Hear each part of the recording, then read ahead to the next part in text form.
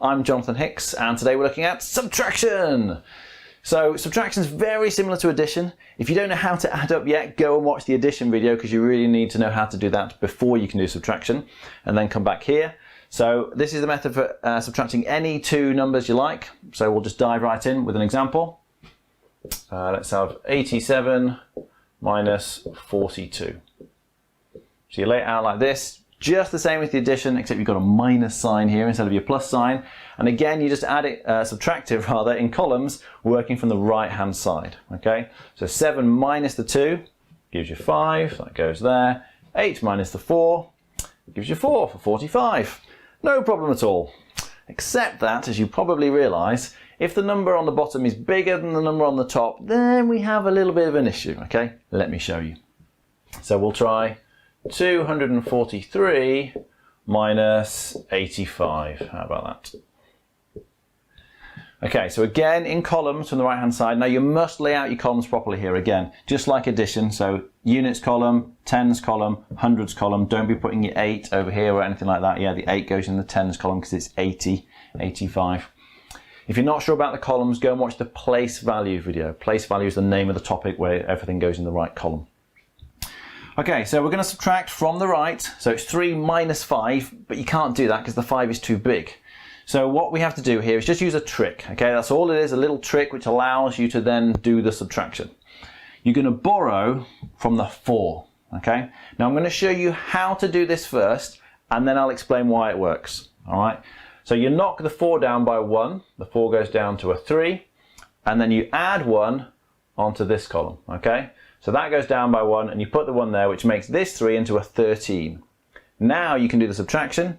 13 minus 5 gives you 8. Great. What's going on there? Well, the thing is that that is not a 4. I know it looks like a 4, but really it's a 40. Yeah? Remember, this is 243. So when you're knocking the 4 down to a 3, what you're actually doing is knocking 40 down to 30. So you've taken 10 away from that column. Now, if you're going to take 10 away from this column, then in order to make it balanced, to keep the number the same, you need to add 10 onto this column. But if you've just got a single digit here, like a 3, the way you add 10 onto a 3 is you just stick a 1 next to it. Yeah, that makes it into 13. It's 10 bigger. So we've taken 10 away from there, 40 down to 30, and we've added 10 onto there. The 3 went to 13. Okay, so that's what's really going on behind the scenes, and then you can just carry on doing that all the way along. Okay, so 13 minus 5 gives you 8. Then you're going to do the 3 minus the 8. Oh, this is too big again, so we need to borrow. This time we borrow from the 2. So you knock it down by 1, put your 1 here. That makes this 3 into a 13 again. 13 minus 8 gives you 5, and then 1 minus the nothing gives you 1 for 158. Great! However, there is one other slight hiccup you might encounter. Let me show you. We'll try 602 minus 247. Okay, so 2 minus a 7. Can't do that, but that's okay. We'll just borrow from the... Oh, there's nothing there to borrow from. What do we do now?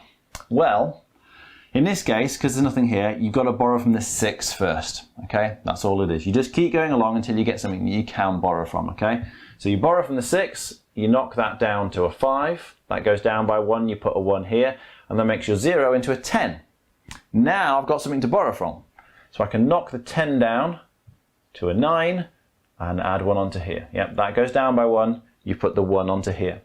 So the 2 becomes a 12, and now I can do the subtraction. 12 minus 7 gives me 5, 9 minus 4 gives me 5 as well, and 5 minus 2 gives me 3. So the final answer is 355.